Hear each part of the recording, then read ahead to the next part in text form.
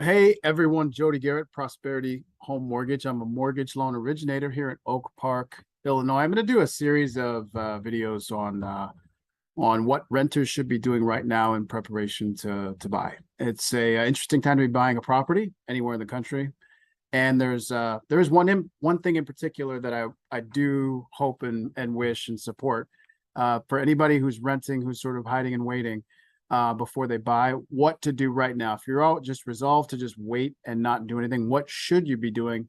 There is one thing. Let's get started. I'm going to be real quick with these videos, 5 minutes or so. Let's get started. The one thing that renters should be doing right now is, as I advance the slides, improve your credit score. Okay. You should be trying desperately to improve your credit score now. It wasn't as important before. It is so important right now. And here's the dynamics. One, why it's different now. Interest rates, they've gone up. Okay. So if you didn't have a great credit score and your interest rate was 4% instead of 3%, who cares, right? Like it was easier before when rates were lower because your lower credit didn't always mean a terribly high rate. In fact, you could choose a different loan program and in some cases might be able to actually get a lower interest rate than a different loan type.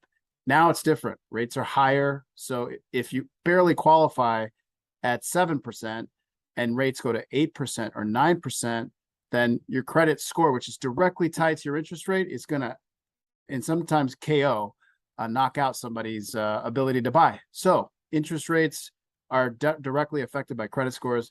Rate you want to change. Why it's different now? Fees. It's more expensive now if you have a lower credit score, just voluntarily. It's just more expensive now. People don't like risk. The people that buy loans don't like risk right now. Okay. What does that mean? It means that it's a higher price to entry. But if your credit score is a little bit better, you're a lower risk. Okay. So as defined by the score, the credit score is what has a huge impact on what type of pricing and what type of interest rate you get. And the last part is that the credit scoring model just got a big 40-year or so update.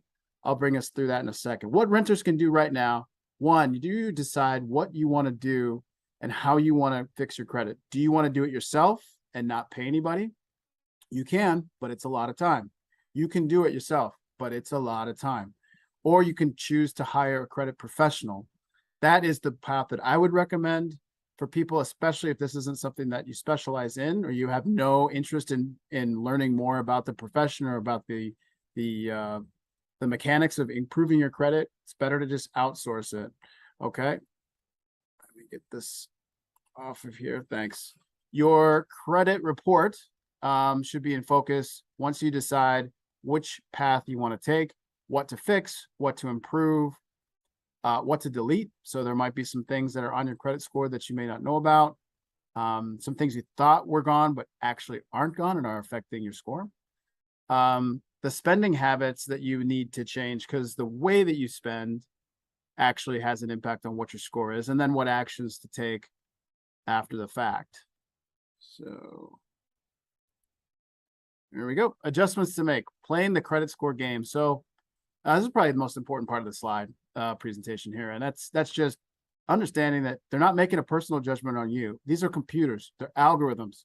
And if you don't create evidence that you're a good credit risk, then no one will know. So if you walk in to somebody like, to my office or someone like me's office and you say, I'm a great credit risk. I don't have any debt. I don't have any credit cards. I only use cash. Well, that's great, but there's no real evidence that you're a credit risk. So there's just evidence that you have no debt. So it's not necessarily better. Here's the second part: is self-reporting your utility bill, your rent, and your cell phone to the credit bureaus is a really, really good thing to do, particularly that rent.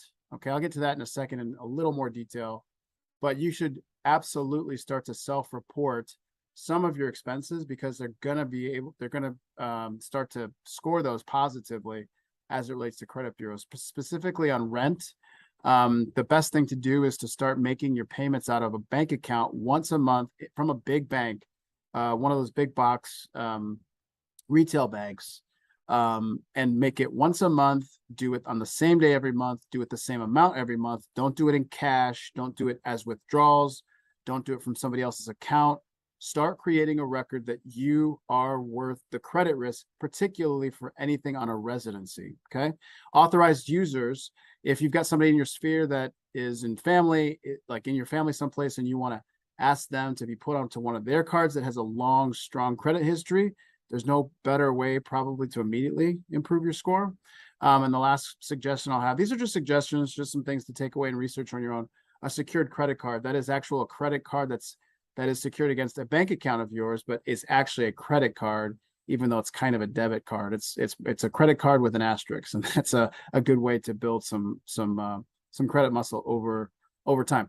This is the old model, and this is largely going to be influential in the new model, but this is the old FICO score model, and 35% is payment history. Okay, that is how often do you pay on time, how often you're late, and then your utilization, how you spread it out across your cards as well. This is that's the most important part of 35%. 30% is the actual amount, not necessarily the dollar amount, mind you. I've seen people that have hundreds of thousands of dollars of debt, but how much within the capacity of the card or whatever, how much of that capacity is being used. So somebody who's got $1,000 credit card that rang it up $800, that's 80% usage. Not so good. If you put the $800 in a card that's got $5,000 of limit, that hits your score less. Okay. Again, all the more reason to reach out to use a credit professional. Last slide here. Your changes to credit scoring is coming. There's some new things that are gonna be used to score credits. Credit scores coming in. Trended data is what it's called. It's a little more dynamic than a sort of a static snapshot in time. Here's what you need to know. Some of what you need to know. Minimum payments versus full balance. So now you're going to get more points if you pay off your credit cards in full every month versus just the minimum payments. That's probably a long time coming and probably a good thing. Debt consolidation now docks the score. So the idea is that the algorithm is going to assume that you ran up your credit cards. And so when you try to consolidate, move everything to one card, etc., it's going to actually drop your score a little bit. So maybe not the best thing, but maybe all the more reason not to rack up the debt in the first place. Here's the big winner, though. Rent, telecom, utility payments now count towards the score. It's a huge win for the industry. And here's what I would say. You should make your rent payments and your phone payments and your gas payments and your electric and your water, whatever your payments are, out of a big account. Do it from accounts that are just in your name. Do it evenly once a month. Do it on the same day. And do it for 12 months in a row and don't change. And that is the best way to make sure that it is easy to track you and how you can get those things to count when you're on time. That's the best thing I could give to take away. All right. Need a credit professional? Please feel free to reach out to me. I'll be happy to refer you to anybody who's in credit repair that's in my universe. Also, if you've got somebody that you like and you want to refer them to me in terms of who you've liked in the past to repair credit, please feel free to reach out. I can be reached at my website.